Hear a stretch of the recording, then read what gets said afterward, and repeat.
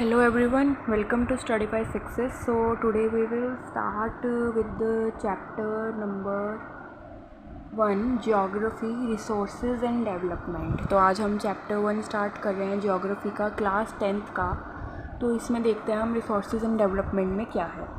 Resources क्या होते हैं? Everything available in our environment which can be use to satisfy our needs provided it is technologically accessible, economically feasible and culturally acceptable can be termed as resource. Resource क्या होता है? जो भी चीज़ environment में satisfy करे हमारी needs को, चाहे वो टेक्नोलॉजिकली हो, चाहे वो इकोनॉमिकली हो, चाहे वो कल्चरली हो, उस चीज़ को, उस रिसोर्स को, उस टर्म को क्या बोलते हैं? हम रिसोर्स बोलते हैं। टाइप्स ऑफ रिसोर्सेज देखते हैं। These resources can be classified in the following ways on the basis of origin, biotic and abiotic, on the basis of exhaustibility, renewable and non renewable, on the basis of ownership, individual, community, national and international, on the basis of status of development, potential developed stocks and reserves। देखिए, अगर हम origin के basis पे resources अपने ढूंढें तो हमारे कौन से रिसोर्सेज ओरिजिन में आते हैं? वो हैं बायोटिक एंड एबायोटिक। और एग्जॉस्टिबिलिटी के बेसिस पे कौन से रिसोर्सेज आते हैं? Renewable and non renewable.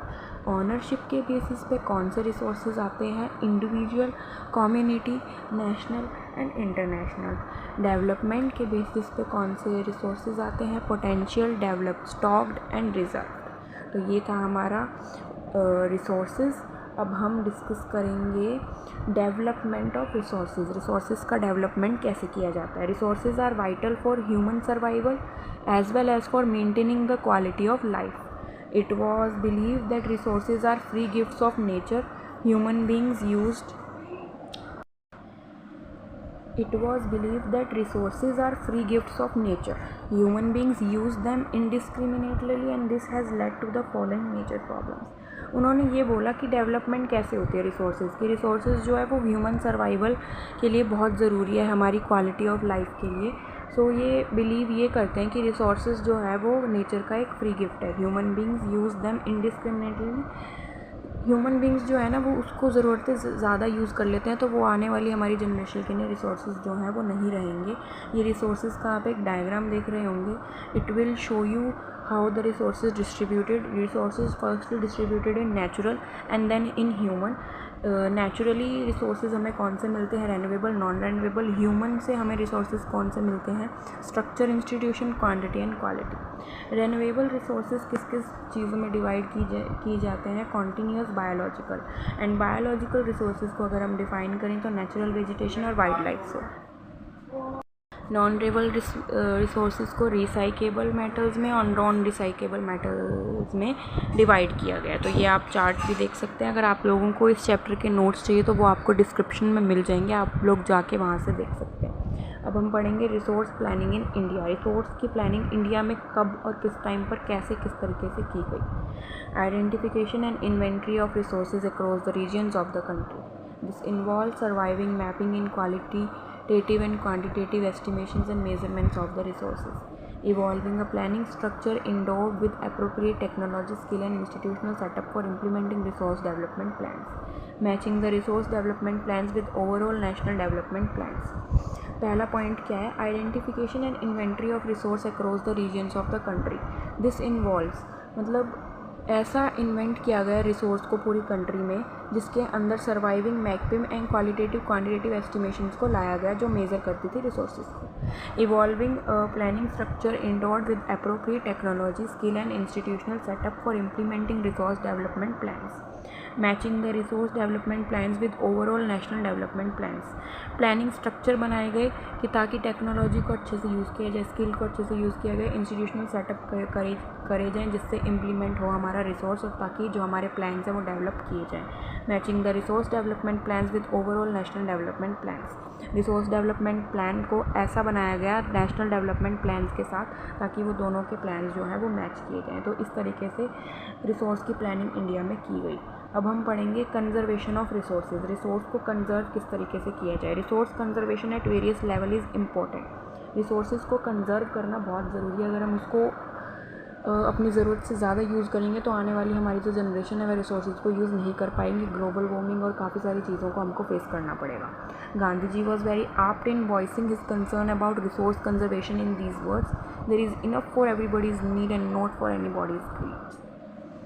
उन्होंने ये बोला था कि सबके लिए बहुत ज़रूरी है, लेकिन इतना भी ज़रूरी नहीं कि वो अपनी बॉडी की ग्रीड के तरीके से यूज़ किया जाए। फिर हम लैंड यूटिलाइजेशंस में रिसोर्स का देखते हैं। प्लेन्स में आप देख रहे होंगे रिसोर्स को यूज़ किया गया है 43%, माउंटेन्स में 30% एंड प्लेट्यूज में 27%। प्लेन्स में यानी कि जो हमारे इलाके हैं उनमें रिसोर्सेज का काफ़ी ज़्यादा हद तक यूज़ किया जा रहा है। माउंटेन्स में अभी तक सिर्फ 30% यूज़ किया जा रहा है रिसोर्सेज का, और प्लेट्यूज़ में सिर्फ 27%। तो आप देख सकते हैं कि किस तरीके से रिसोर्सेज का जो हम हैं, ह्यूमन बींग्स हैं, हम रिसोर्सेज का किस तरीके से यूज़ कर रहे हैं। तो आज की हमने क्लास में क्या क्या पढ़ा, हमने रिसोर्सेज के बारे में पढ़ा कि रिसोर्सेज क्या हैं, जो everything available in our environment which can be use to satisfy our needs, उनको रिसोर्सेज बोलते हैं। टाइप्स ऑफ रिसोर्सेज पढ़े, ओरिजिन में जो है हमारे बायोटिक, एबायोटिक, एग्जॉस्टिबिलिटी में जो है रेन्यूएबल, नॉन रेन्यूएबल, ऑनरशिप में जो है individual, community, national and international, status of development में जो है potential, develop, stock and reserve. फिर हमने पढ़ा कि डेवलपमेंट कैसे किया जाए रिसोर्स का डेवलपमेंट किस तरीके से होगा अगर हम जो रिसोर्सेज को हैं बेफालतू में यूज़ ना कर उनको अपनी ज़रूरत के हिसाब से यूज़ करें, तो जो रिसोर्सेज का डेवलपमेंट है वो बढ़ जाएगा। फिर हमने रिसोर्स को देखा कि 2 चीज़ों में डिवाइड किए गए, नेचुरल और ह्यूमन में। नेचुरल को रिसोर्सेज में 2 तरीके में डिवाइड किया गया, रेन्यूएबल, नॉन रेन्यूएबल। ह्यूमन में structure, quantity and quality. Renewable, non renewable में आप बायोलॉजी, रिसाइकेबल में जा सकते हैं। फिर इंडिया में रिसोर्स की प्लानिंग किस तरीके से की गई, इस तरीके से की गई कि रिसोर्स को इन्वेंट किया गया इस तरीके से ताकि वो surviving, mapping, qualitative, quantitative estimations में काम आए। और प्लानिंग स्ट्रक्चर इस तरीके से किया गया कि आने वाले रिसोर्स डेवलपमेंट प्लान है उनमें हमारे मदद हो, और रिसोर्स डेवलपमेंट प्लान को नेशनल डेवलपमेंट प्लान के साथ मैच करता हुआ बनाया ताकि ये हमें इंडिया में ग्रो करते हुए मिले।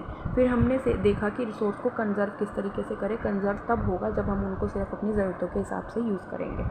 फिर हमने लैंड यूटिलाइजेशन में देखा कि रिसोर्सेज कहाँ पर किस तरीके से यूज़ हो रहा है। तो हमने देखा कि प्लेन्स में जो रिसोर्सेज है वो 43% यूज़ हो रहा है, माउंटेन्स में जो रिसोर्सेज है वो 30% यूज़ हो रहा है, प्लेट्यूज़ में जो रिसोर्सेज है वो 27% यूज़ हो रहा है। तो आज की क्लास में हमने यही सब पढ़ा। ये था हमारा ज्योग्राफी का chapter 1, resource and development of class 10th। आप लोगों को इस चैप्टर के नोट्स डिस्क्रिप्शन में मिल जाएंगे। अगर आपको किसी और चैप्टर के नोट्स चाहिए वो भी आप लोगों को डिस्क्रिप्शन में मिल जाएंगे। तो आज के लिए इतना ही। Thank you so much. मिलते हैं नेक्स्ट क्लास में।